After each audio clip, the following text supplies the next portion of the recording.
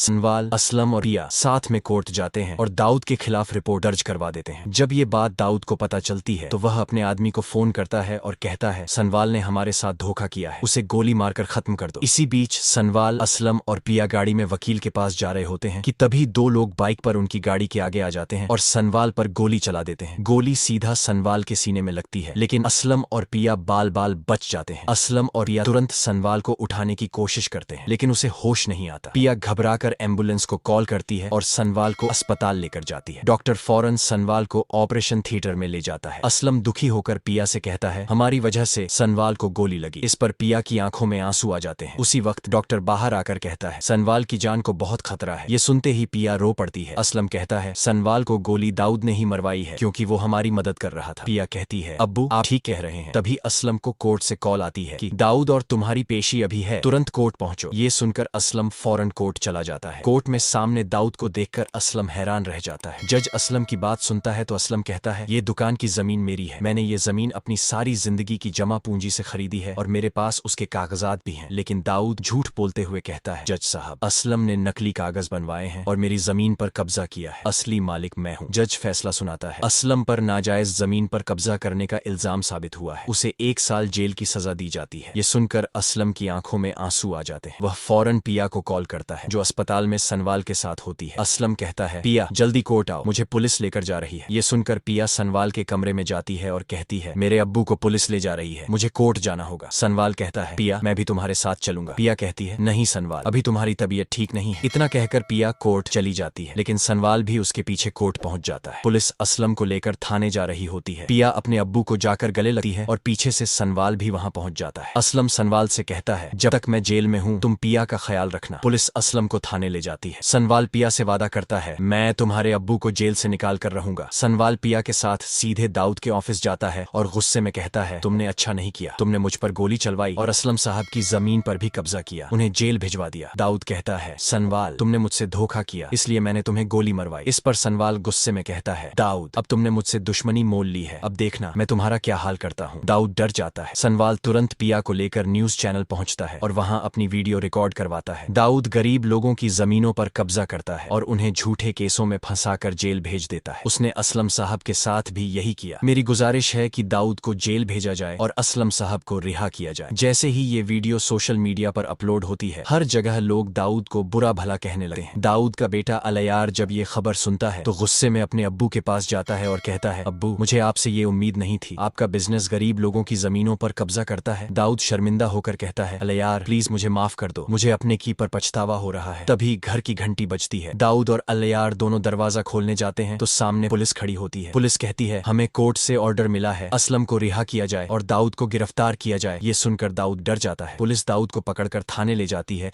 और असलम को जेल से रिहा कर देती है। असलम रिहा होते ही घर पहुंचता है। पिया और उसकी अम्मी असलम को देखकर बहुत खुश हो जाती हैं। असलम कहता है पिया सनवाल को बुलाओ। पिया सनवाल को बुलाती है। असलम सनवाल से कहता है तुमने पिया का इतना ध्यान रखा जितना मैं भी नहीं रख सका, इसलिए मैं चाहता हूँ कि तुम्हारी शादी पिया से हो। ये सुनकर सनवाल बहुत खुश हो जाता है और वो दिन आता है जब असलम खुद अपने हाथों से सनवाल और पिया की शादी करवाता है। कुछ समय बाद सनवाल और पिया के घर एक बच्चा पैदा होता है। और अगर आप सनवाल और पिया ड्रामा की एंडिंग स्टोरी देखना चाहते हैं तो हमारे चैनल को लाइक, सब्सक्राइब और शेयर जरूर करें।